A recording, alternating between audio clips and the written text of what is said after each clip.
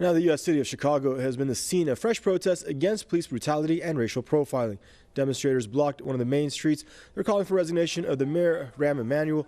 The rally was part of a series of protests that erupted after Emanuel apologized for the police fatal shooting of a black teen last year. 17-year-old Laquan McDonald was killed after being shot 16 times by a white police officer. A video of the shooting was kept from the public until just last month. That's almost a year. Many protesters say the mayor was complicit in the cover-up.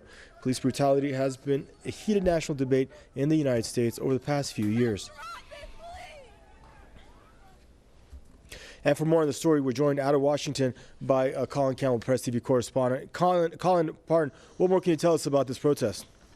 Well, right now, police have surrounded the area in Chicago, and protesters say they will continue to keep going until Mayor Rahm Emanuel steps down. Definitely not satisfied with the apology that he gave to the city for the shooting of Laquan McDonald and holding on to that video evidence for about a year. He says that during his apology, he said that the reason why that video was held on to and not released because it was currently under investigation. But a lot of the protesters aren't buying it, and they say that Rahm Emanuel needs to step down because he's part of the problem, even though he's also missed people on the police force who were connected to that footage and connected to the shooting.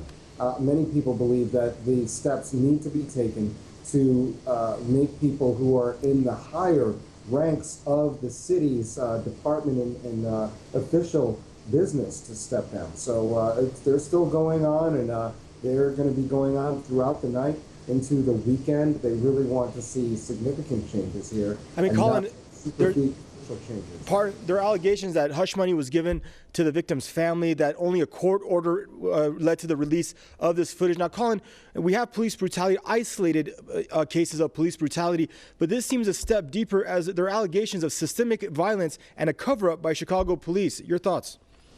Well, when you say isolated, I'm not sure if you mean just in the city of Chicago or just pockets throughout the nation, but I think that, you know, from some of the footage and some of the news stories we've been hearing over the past few years, we can tell that the pockets are rather large, or at least they're, at the very least, multitudinous when it comes to police brutality, especially against people of African-American ancestry or black Americans, especially black males.